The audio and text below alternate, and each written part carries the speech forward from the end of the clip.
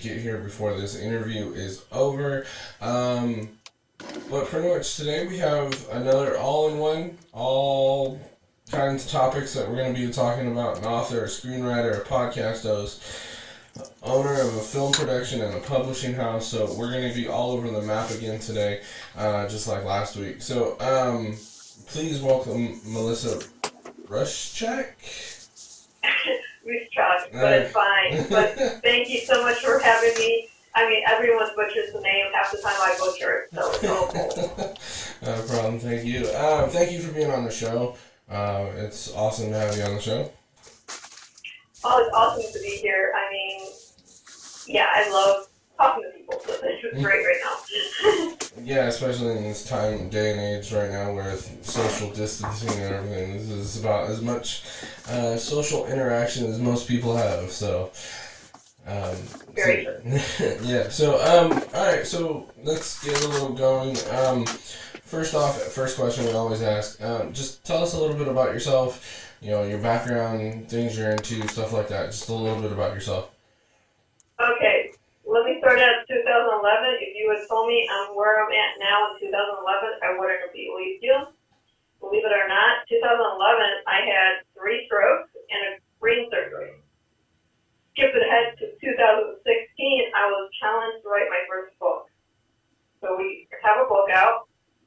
What's next, right? Write another book? Oh no, let's do a screenplay. I have no idea how to do that. So now I'm writing a book, learning how to do screenplays. Connect with a wonderful line producer. So now he's like, well, you can do this, or you can take clients on and get their screenplays, their books to where you're doing. Okay, I have authors I work with because I'm a published author now. 2017, 2 books, 1 screenplay. 2018, 6 books, 16 screenplays. Right now, so 2019, I had the crazy idea, hey, why not do this all myself and have my own company? So I opened up Dove and Dragon Publishing. Brought on my own authors. So I think we're at 16 authors right now and over 50 books in our catalog. Most of which are going into screenplays, not all of them. And then from there, I was like, oh, okay, so now I need a film production company. So I was like, okay, so this is the birth of Ruscsak Films of Publishing, September 9th, 2019. And that's where we're at right now. That's a lot. That's crazy. That's all in the last 9 years. Okay, so let's go back all the way to the beginning then. You said 2011, you had 3 strokes and a brain surgery. Like, how did that happen? Was it just a freak thing, or? No, I had a birth defect called an AVM, or arterial venous malformation. They're very common. Usually 90% of people have no trouble with it. They find it. You do a little blood clotting agent. Next day they do the surgery, and 2 days later you're out of the hospital. I was not your normal 90% of the population. They thought I was, but I wasn't. So they found it, said I needed immediate surgery, life flighted me to another hospital. Doctor says, no, you're fine. We can do this in a couple weeks. Everything will be fine. 3 days later, I have a stroke. All the warning signs had been there for 6 months, but it took that.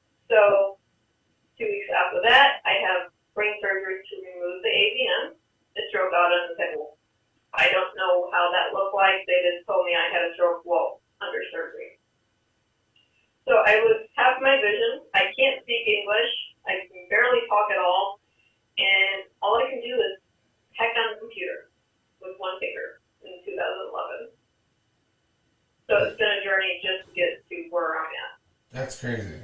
That's all right. That's crazy. I mean, to know that you were like that 9 years ago to now being what you are and everything. That's awesome. I mean, that's awesome. That is not giving up. That is I have a daughter here, and she's not going to see me at 28 years old going into a nursing home.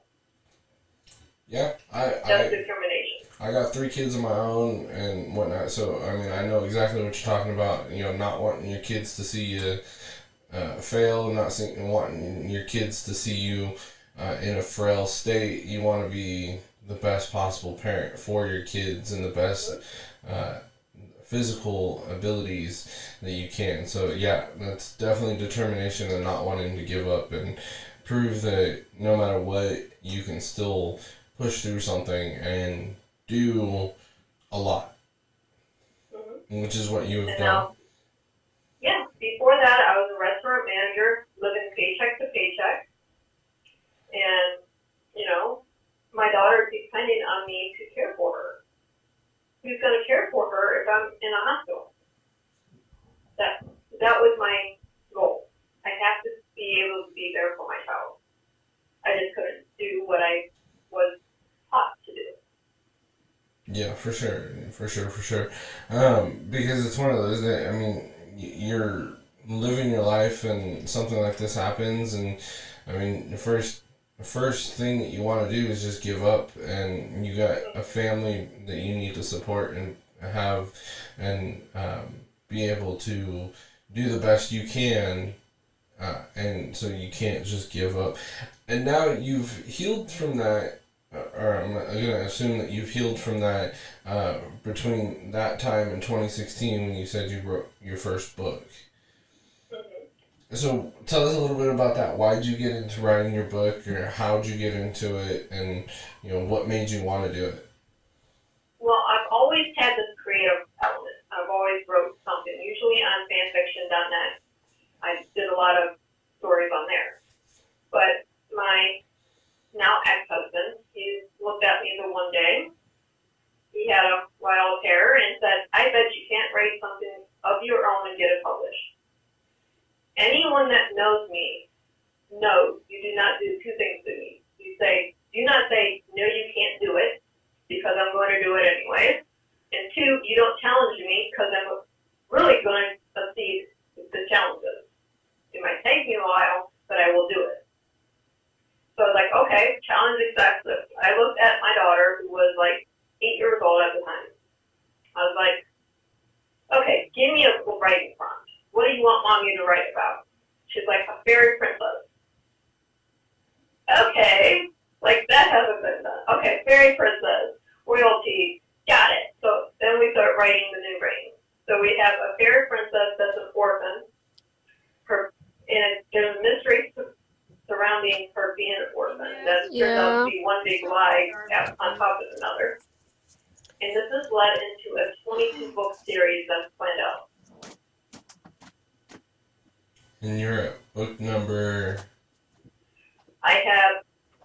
I'm writing book 4, which is the ending of the first original series, and then I'm writing book 1 of the spin-off series that fills in blanks between book 2 and 3. Okay. So what made you what made you want to do what made you want to do 22? What was the reason behind that? Okay. So I wasn't going to do 22. I was going to do 1. I started off with 1. Then I finished it, and I was like, wait, there's so many loopholes that they need to be filled in. So I got book 2. Well, now there's a gap between book 2 and book 3, so I did a short story anthology filling in some of the gaps. In the process of this, I'm writing the screenplay for book 1 and 2. And my wonderful blind producer, you have to film this from book 2, from movie perspective, and go forward. Okay, well, he's like, well, now you have this in here. If you want certain actors, they're going to need a bigger role in later films. Well, I don't have any other film process in my brain yet. He's like, figure it out. So now we have a spin-off series, and then a second spin-off series just for 2 characters. By the time I get done, there's 22 books altogether. Alrighty. Alright, that's All right, and how many books have you written in total? Because I know I was going through your Amazon website earlier. I have 8 books in total print. In print. Now, the new Rain is also printed in 9 languages, which is my flagship book. That's in 9 languages right now. Damn. All right. I understand one. I read and write in 9, so. That's crazy. That's Yeah. crazy. What? Okay. All right. Now, how did you get into the 9? How did you learn to write? Okay. I had a wonderful, wonderful grandfather who said, I don't care if you flip burgers at McDonald's all your entire life, you're going to be indispensable to that McDonald's. Okay, how do you become indispensable to McDonald's? Okay, you learn the languages of your customers. But he didn't teach me the normal languages. I had an adopted sister that spoke Spanish. When she gets mad, she speaks Spanish, and I wanted to learn what the heck she was saying. So, as I learned Spanish for her. Grandpa, being Grandpa, said, oh no, you're going to learn Irish and Gaelic. This is when I'm like 10 years old. So now I'm learning Spanish, Irish, and Gaelic. After that, I wanted a job through a friend of mine that was overseas. And I had to learn French, German, and Dutch to be effective in that job. Hungarian came when I was married to my ex-husband because his family's Hungarian, as well as Italian, so I started learning that language for them. So there you go. So it's just naturally came because of certain things. It's not because you wanted to learn and you sat down and said, all right, I want to learn 9 languages. It was just, family things. It was husband related. It was job related. It wasn't because you just wanted to. All right. No. My thing is, if someone says, hey, can you do this? I'm not going to say no. Yeah, I can do this. This is why I'm in college right now for marketing. When I was with my other publisher, I said, you guys need a director of marketing. They're like, well, can you do it? Sure. I have no experience in this. So what do? I enroll in Boston University online, take classes for marketing, business marketing, SEO marketing, business marketing, and I don't say, no, I can't do something. I go, okay, I can do that. Let me learn it. I'm more willing to learn for a position than say no and have an opportunity to pass me by.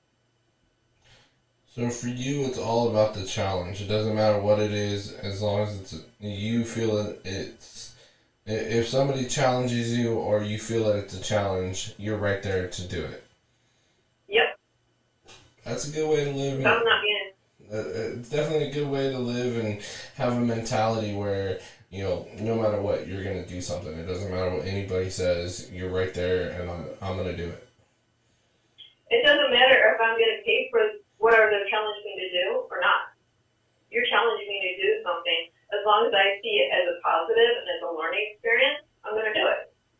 Now, if you're challenging me to do something crazy and stupid and doesn't make any sense, career-wise or personal-wise or something like that, it's not going to happen. But if you're challenging me to motivate me to do something, I'm going to do it. That's awesome. And now, in all of this, while you're doing all of this, you're obviously raising your daughter and whatnot. So what does she think of everything that you do? From all the stuff that you do. So what does she look like? What does she look up to you as? She is my best friend. She is my mini-me. She's right there next to me through everything. She's my number one. She's my shadow. No matter what I'm doing, she's right there next to me. If I'm learning a new language, she's right there taking in some of it. If I'm writing a new book, she's sitting there helping me edit it. If I'm writing a screenplay, I can bounce ideas off of. If I say, okay, I want this actor to do this, does this sound like them? She'll tell me, no, let's see.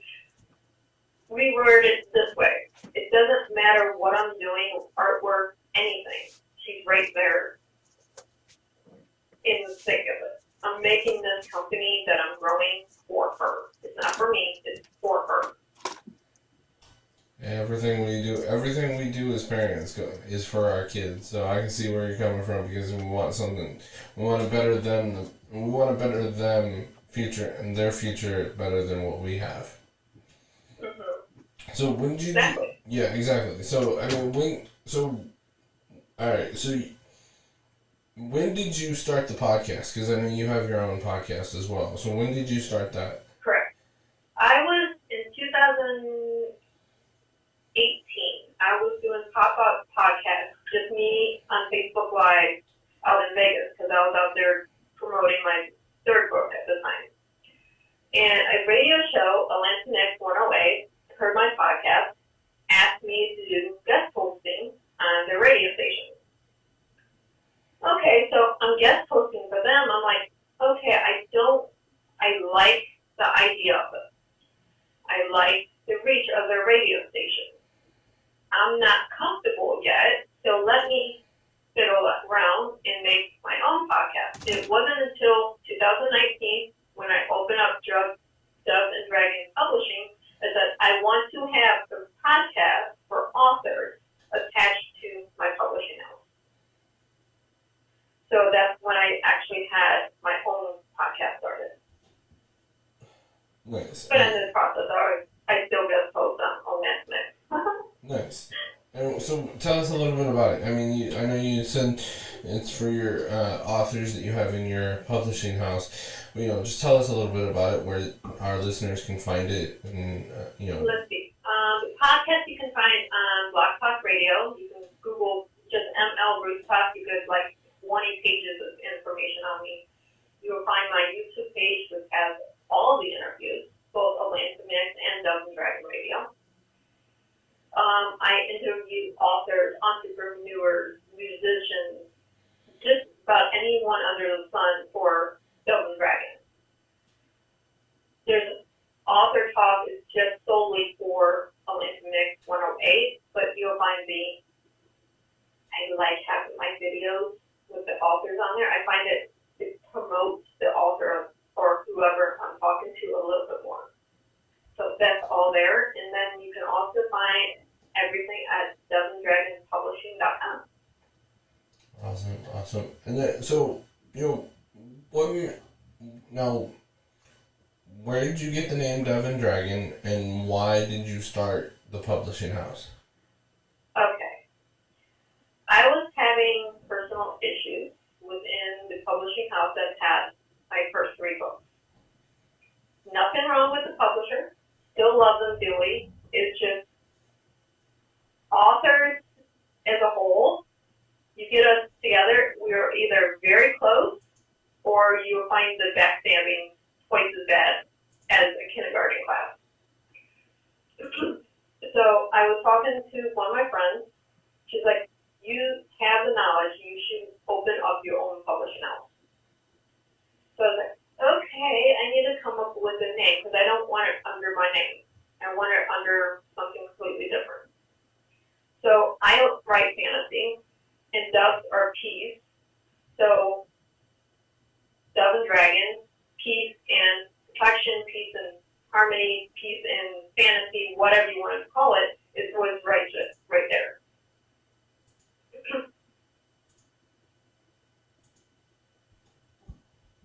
And then no one knew for like 6 months I was running it.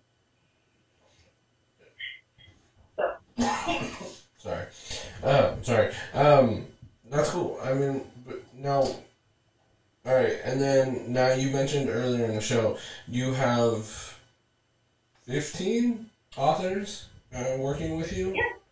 And now those authors, I mean, what do you do to be able to, help them? How walk us through the publishing stages, I guess. Okay.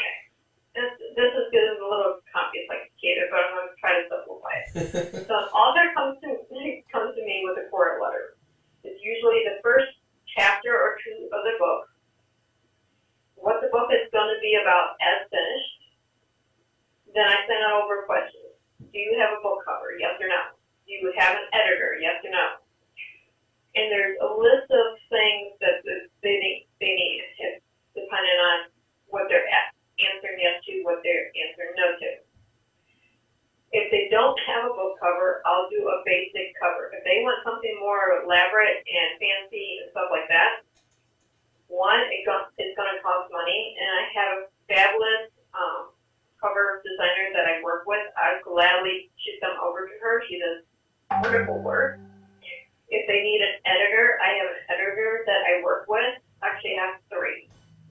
depending on their price range, because I don't edit my own work. I can't. But I will take an author and go, okay, you need this much editing. That is the only thing in my publishing house that you pay for, is editing and an advanced book cover. Other than that, nothing else is charged. And that's on you if you want it or not. If you don't want it, okay, I'll print it as you have it wrote. I'll do basic editing. So then I take, and we have our books on Amazon, Barnes and Noble. Ebooks are anywhere ebooks are sold. Let's see,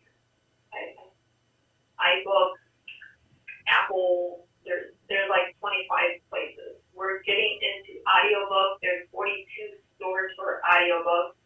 I just signed a contract for Walmart Online and Target Online, who are seeing those books coming up, along with T-shirts, merchandising, cups, and stuff for all the books on Walmart and Target very soon. Very proud of that. That's awesome. Yeah, we're not just a little publishing house. Yeah, I keep it small because I don't want 200 authors that I don't have time for. I want to keep it small and keep a family. Yeah, that's awesome, though. I mean, you want to be able to make sure you're working with people that you can help and make sure that you have people that are going to benefit from your services, not just somebody who's just, whatever. Right. And then I just added yesterday a professional marketer that will teach authors how to market themselves. This works for any author. It works for musicians. It also works for businesses. So I just added this, and I can connect them through my company to this teacher. So for you, it's all about, and you can correct me if I'm wrong, for you, it's more about, you want to be able to make sure that when an author is releasing a book, they have the best knowledge that they have to have the most successful launch that they can have, or a successful book that they can have. Exactly. More so, because for you, it's about for you, it's about making sure the author is in the best place that they can be, more so than the money aspect. The money comes, but that's not the important part. No, it's not. For me, it's the art. Everything's about the art. And people look at me, well, you can be making so much more money if you have 200 authors. Okay. What's more important to me? Having 200 authors, I don't have time to answer their questions, or having 15 authors that I can answer their questions day or night, usually. Make sure I know the dates of their releases, know what's going on with the merchandising, and be able to be on point with everything. I can hire people to do some of this for me, but I'm a control freak. I don't like giving up control on anything. And my two wonderful assistants are just learning this because I am actually on day 11 of having diagnosed COVID. But I sound great, right? Yeah. So they're learning my business by being thrown in the fire. Gotcha. Mom? All right. Well, I hope you recover from that. I mean, I know a lot of people are recovering from it and everything, so hopefully you do recover. That is not something that we talked about off air or anything like that, so that I did not know. All right. That's I don't let anything keep me down. I don't. And that's just my mentality. Yeah, you definitely shouldn't either. I mean, it's one of those, if you let one thing hold you down, you're eventually going to let everything hold you down and hold you back. And I had so much of that when I was growing up, and I learned to live with it, that I got a wonderful business coach and mentor who's also a life coach, and he's like, why are you doing this to yourself? And that's when I woke up.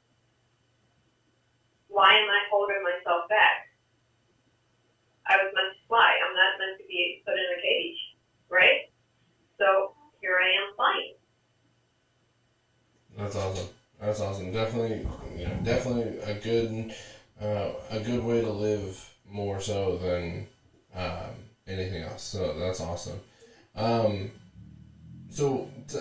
For any of our listeners who are listening, besides Amazon, Barnes and Noble, where can they find your books? I mean, I know you said Walmart's coming soon, Target's coming soon. Where else can they find your book? Right now, Amazon, Barnes and Noble, and our website are the three places until we get them all set up with Amazon or Target and Walmart. On the other side, you can reach out to me personally through Facebook, Twitter, Instagram, Tumblr. It's all M.L.Ruscsak.com, M.L.Ruscsak. Yes, I spelled that right. There should be another vowel in there somewhere. But just connect to me. I can get you in contact with all the authors. If you want a book and you see it on the website but you can't download it for some reason or you can't purchase it, let me know. I will tell you exactly how much it costs and I'll get it shipped out to you personally. That's awesome. That is awesome. All right, so last question. This is the same question we ask every single person that we have on the show. For you, it's a wide variety because of everything that you do. What advice would you give somebody? Whether it's being an author, whether it's being, follow your dreams. Don't let people hold you back. Quit listening to the people that say you can't. They're limiting you. Don't let another person limit what you can do. Only you can tell yourself what you can and cannot do. If you want to write a book, sit down at the computer and start writing. I can't tell you how to write it. It's your story. If you want to learn how to write a screenplay, start writing. That's the biggest thing. Just start doing it. The longer you don't do something, it's never going to get done. But that's the best advice I can give anyone. That's awesome. I mean, we asked that question because no matter who we ask, we get different answers, and it's one of those that no matter who you are, you need some type of advice in your life, and just one question like that can lead to somebody doing something awesome. So we appreciate that. Melissa, we definitely appreciate you being on the show. It's been awesome talking to you for the last half hour. I feel that there's more that we can talk about, and we'll probably have you on the show again in the future because I'm pretty sure there's a lot we skipped over. But it's been awesome to have you on the show. Anytime you want me to come back, just shoot me an email, text, whatever. I'll be here. I have so much stuff that we can talk about. I'm sure we can fill in a gap. Not a problem. Like I said, thank you for being on the show. I hope you feel better. I hope you get better soon. Thank you. Other than that, that is it. So thank you. Thank you very much for having me. And again, just look me up online. I'm everywhere. Really, I'm everywhere. Tomorrow I'll be in Lebanon. Nice. And we'll be posting everything, all your links, in our info page on the bottom of our episode. Awesome. Thank you very much.